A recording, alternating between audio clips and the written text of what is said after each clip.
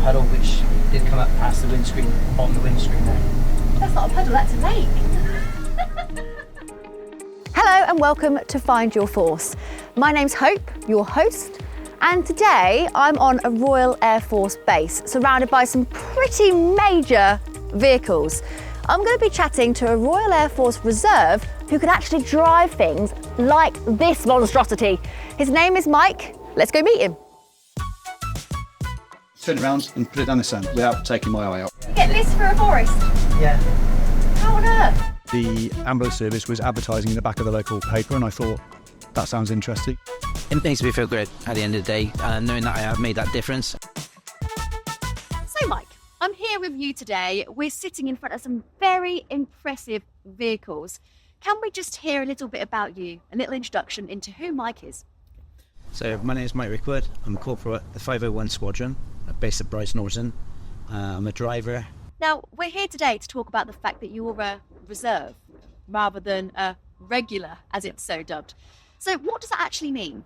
Okay, so as a reserve, I come in one weekend a month, generally, but it also allows me to be able to carry out taskings and mobilisations, just the same as the regulars.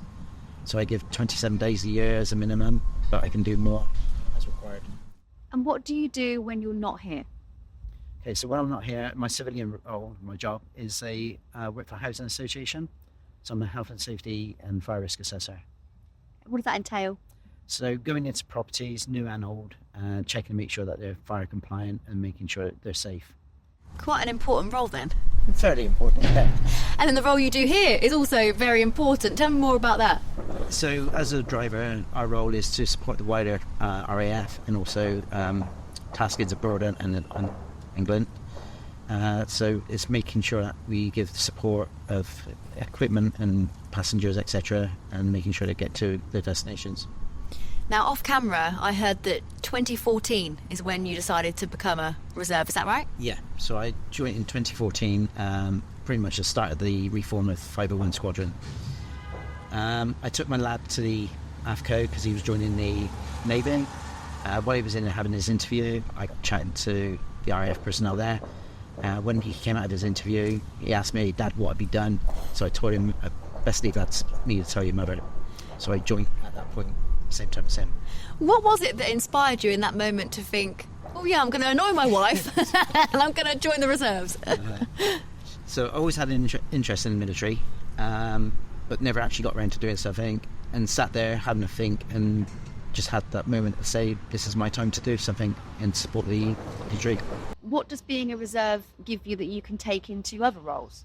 Okay, so the development side of being a reserve, so you've got the team building, you've got the teamwork, you've got your personal development as well. So you can gain qualifications and so forth, but it also gives you a sense of well-being within the actual RAF. You're a driver, you mentioned earlier on. What does that mean? Okay, so as a driver, I drive everything from cars to minibuses to coaches, from vans to pickups to HGV vehicles, carrying all sorts of equipment and goods, and also driving the fuel tankers which service the aircraft. So do you need to have a HGV licence, for example, to do the role that you're doing? No, we get a lot of people come in with just a car licence, and then we progress them on to, once they finish their basic training, then they go into phase 2 training and they start gaining qualifications for their qualifications for the cars, etc. You mentioned the HGV licence kind of pushed you maybe into the driving role, would you say? Yeah. Yeah? Do you need to look within yourself and your skills and your qualifications and then choose where you want to go? No, you can adapt and move around in squadrons, etc. So I came in as a HGV driver already, but we've got people that have moved around, that have come in as a supplier and come on to drive in. We've had people that have gone from one squadron to the next, so we've had people that left us and joined the RAF Reg. We've had people also leave and join the movers. So, there's an element of flexibility within. Talk to me about your different hats that you have to wear, not literally. I mean, from your civilian role to your role within the reserves. Do you feel you have to behave differently? There is a point where you do have a different behaviour pattern, but you're able to adapt quite easily. So when I've been away on mobilisations, coming back, I then realised that, hang on, I need to do things slightly different again, back into civilian life and so forth. Do you feel like people respect what you do in your day-to-day job? In my day-to-day job, yeah, definitely. The company has also signed up to the covenant, and they allow me some time off, etc., to be able to carry out my roles and responsibilities within the RAF. As a driver, I assume that you travel to a lot of different places. Can you give us some examples of where you've been? So recently, the last couple of years, I've been to Romania for 5.5 months. Wow. 5.5 months in reserve? Yeah, we work alongside the regulars, Yeah. just the same as. So I've also been to Hungary with the rowing team, so taking their boats across to Hungary for them. So it's 3 days travel through all the different countries, 6 days there, 3 days travel back. Yeah, there's quite a few different countries you can go to, pretty much. This Yeah. might So, sound a silly question considering 5.5 months, but do you get paid for being a reserve? Yes, so what happens is the company, my civilian company, stop paying me, and then the military take over that payment. So you get the same amount that you would get if you were doing the job Yeah. 5.5 months? Yeah. Let's talk about the qualifications then. You mentioned that you've got your coaching licence since becoming a reserve. Is there anything else that you've been able to achieve? So I got my ADR, which is carrying dangerous goods. So that's quite a big qualification itself. It's weeks long. Other things I've done is mental health awareness, first aider. So that's come in handy even in the civilian job. So I've managed to use it and put it to good use. Been skiing and so forth. So it's not just all about work. You know, there is an element of development as well, for personal and career-wise. Could your role here help with progression in your civilian role? Yeah, so the role here, looking after Park Plus Squadron as a corporal, allows me to manage people. Okay, so with that, I can take that back to my civilian role and use that as well. Mike, I'm sure that no 2 days are the same as a reserve, but can you talk me through a loose day in your life? Okay, so coming in at 7:30 on a Saturday morning, having my briefing with the other corporals and from the flight commanders, and then we will again brief the squadron members to what taskings are carrying out for the weekend, and then we'll send them on those taskings, and then we'll monitor them and making sure they get to where they're supposed to, they get the goods there or bring goods back, etc., or pick up passengers. If someone is watching this or listening to this and they're thinking, okay, I'd like to do more of my weekends, but I'm actually really tired by Friday and I just want to chill, what gives you the edge to actually think, you know what, I'm going to get up and I'm going to do something this weekend to make the most of my time? So coming in on a weekend, I used to think that as well, think, I haven't got the time, etc. But you manage your own time, and by coming in on a weekend, you get to do all the different activities, the different taskings, the camaraderie, and also having that sense of well-being and pride of the uniform and the RAF. Otherwise, a weekend can sometimes just roll along and you haven't done anything. Yeah, exactly. Previously, we spoke about what the reserves can give you as a person to help you upskill and develop and have that camaraderie. But what are small things that people can do with their weekend time to make it more fulfilled? So getting up at a certain time, keeping to a routine, fulfilling your day as much as possible. Also carrying out, going to the gym, etc. Getting some well-being in place, making yourself feel better about the day. It's very easy to otherwise just sit on the sofa and binge telly, isn't it? Yeah, absolutely. I'm sure you've had some incredible moments and experiences whilst being a reserve, but is there anything that's really memorable as a weekend experience that you've had? Okay, so recently this year I took part in the Festival of Remembrance at the Albert Hall in London there. So that was quite a pride and proud moment, and also a very big honour to be able to take part in it. And in your civilian role, that never would have happened, would it? No, not at all. No, I wouldn't have got that close to the king in my civilian role, no.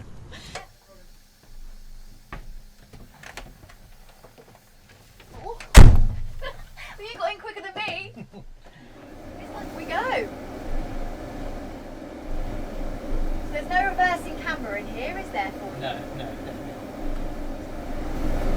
So Mike, tell me, in terms of your HGV experience, you mentioned you had a HGV licence, that was a past kind of career that you had. How does driving this compare? We do a lot more off-road stuff than what I would have done before. Okay. cargo and the goods we take, a little bit more precious at times. So yeah, we have to be a lot more careful with what we take. When how you we drive. say off-roading, what kind of roads are we talking there? Literally off-road through fields, forests, quarries, that sort of thing. So yeah. You get this for a forest? Yeah. How on earth? We've got all-wheel drive, Okay. and then we use differential locks and things like that to make sure we don't get stuck. What would be the hardest terrain if you had to say that you've actually driven through?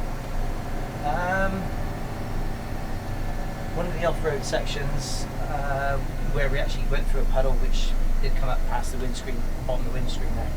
That's not a puddle, that's a lake. How big is this vehicle? For those who aren't experiencing sitting inside it, I mean, it's massive. You're so far away from me right now. Yeah, so we can have another seat put up in between as well. Yep. So while it's down like that, it can also be used as a foot stand for the cupola up top. So Okay. that would be where somebody would put a good weapon up there. So talk to me then about the reserves in a little bit more detail. What really drew you in to begin with? The challenges, a lot of it. I like a good challenge. And with that, you get a lot of personal development from it. And it enables you to forge your career both civilian and in the military. So, yeah. When I've spoken to Royal Air Force regulars, there's often a bleep test that's spoken about, kind of you have to have a certain level of fitness. Do you have to do that in the reserves as well? Yeah, so the fitness test is exactly the same. Different levels of league tests we have to get to for different ages. So we have to do the bleep test, followed by some press-ups and some sit-ups, as many as we can within a minute. So would you recommend that if anyone's thinking about joining the reserves to maybe get that fitness up before you apply? Yeah, definitely. Practice is always the key thing on that one, because with the bleep test, it's the turning around at the end of the shuttle as well. So Got to concentrate. We're crossing a busy road. I can see an aeroplane over there. yeah. How does Yeah, it so feel we to go- come? Obviously, you've got the civilian life as well. How does it feel to come to a base like this, when there's lots of different kind of objects and people than what you would see in your day-to-day role? In the beginning, it's quite overwhelming. The size of the base, the amount of people on the base, etc. But after a while, you actually become immune to it to a degree. It becomes the norm. Does it feel like home almost, a home away from home? Yeah, sometimes. When we spend a few weeks here at a time, might be yes. And does the people that you work with, obviously you mentioned the squadron earlier on, does it feel like an extended family? Very much so. Due to the fact that occasionally we get the odd phone call, a message from them, and they might be having maybe just want to chat. But there's such a diverse range of people in the reserves that they come in handy as well for different trades and what have you. So if you've got a problem with an engineering problem or a bookkeeping problem, then often you can call up one of the colleagues and ask them for They'll advice. help you out. So tell me a little bit about this vehicle. What is it called? This is a MAN SV, so it's what class is a 6-ton vehicle, so 6 ton? payload of 6 ton. Wow. And this is quite a general purpose vehicle for us. At the moment we've got it so it's just an empty body on the back, but we can carry passengers inside as well by having seats in, fastened down. So. Is there anything that you are not allowed to drive? Well, we have to be what we call FAM or familiarised on vehicles before we're allowed to drive them. So even the cars, we have to have a familiarisation training before we can drive any military vehicle. And then we keep that updated on a yearly basis. How long does that training usually take? Depends. This vehicle, for instance, is a week's course. That's not too long, really. No, but then that's after you get your licence to begin with. Right, so after you've got your HGV Yes. licence, then you have a week training on this very vehicle. Yeah, so you do a nighttime drive, you do daytime drive, you do off-roading. Okay. We've spoken about the off-roading, and daytime drive, I imagine, is just in daylight. What is a nighttime drive? Nighttime drive is when we're driving across rough terrain, Yeah. fields and so forth, and all you've got is a little dot from the vehicle in front so there's no actual exterior lights as such. So you're driving literally blind. Not blind as such, but it's very dark and very hard to see. How does that feel in that situation? A bit scary to begin with, but you soon get used to it. And there's obviously the judgment between you and the vehicle in front, and being aware that if they brake, you might not see it. Yeah. And you mentioned that you joined because you wanted to make a difference. You wanted to be part of something, didn't you? Yeah, I think I have done. I've managed to work my way up to a corporal. So yeah, I believe I do make a difference. So there is room for progression as a reserve. Yeah, even to commissioning, being able to become an officer. Oh, brilliant. There's always that opportunity. So say you're stuck in a 9 to 5 that you hate, you just found yourself falling in there, and the money's good, so you stay put, and you're quite happy with that side of your life, just staying put there, but you want to do something different. Being a reserve at the weekends could give you the other part of what you need. Yeah, To fill up your cup. could be the adventure that you're looking for. Yeah. I love that, the adventure that you're looking for. Talk to me about some of your adventures, because you have been to different countries, haven't you? Yeah, so I've been to Germany, Austria, Hungary, Romania, France. So I've been to a few countries. There's still many more to go and visit, see. Went to Cyprus this year on a training exercise. That was a 2-week training stint. So worked with regulars, understood what they do. Also organised a small team of 4 drivers that run under me for there. So yeah, it was good. Is there time for downtime when you're visiting those places? Yeah. To actually enjoy the sunshine of Cyprus? Everybody needs a bit of downtime, yeah. So things can go wrong. Have there been any tasks that you've been given that have been a bit challenging? Yeah, so one of the tasks we carried out, taking the rowing team's boats to Hungary, the size of the vehicle with the trailer and the length of the boats that we were repairing were about 45 foot long, which is equivalent to the Arctic. We had to get onto the Channel Tunnel, onto the train. That was a challenge within itself because this trailer and the boat doesn't exactly bend very well, so we had to take it very steady and inching it across at one point by actually overhanging the other side of the train to swing it back round to line up. Did you ever envision yourself doing that? That definitely not.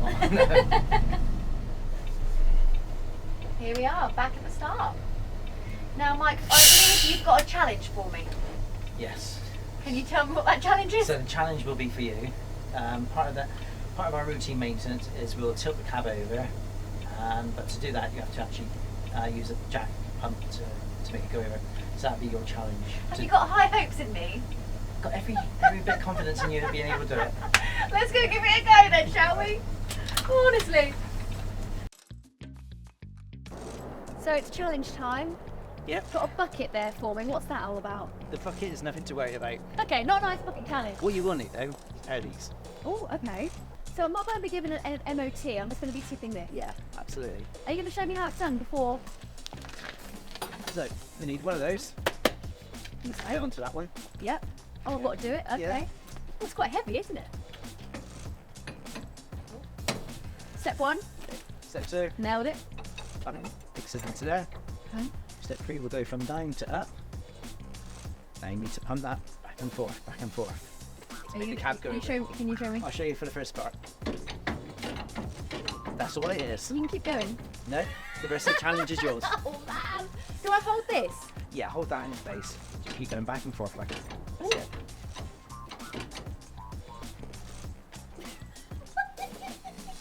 Do you have training on this? Okay, so that's why it's hard. Right, let me have another go. I feel like I can do it now.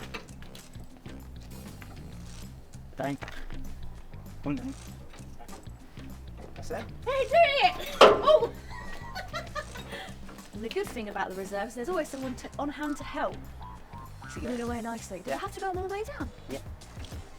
You can't go underneath it otherwise. I'm gonna have to speed this up, I'm thinking. In the edit.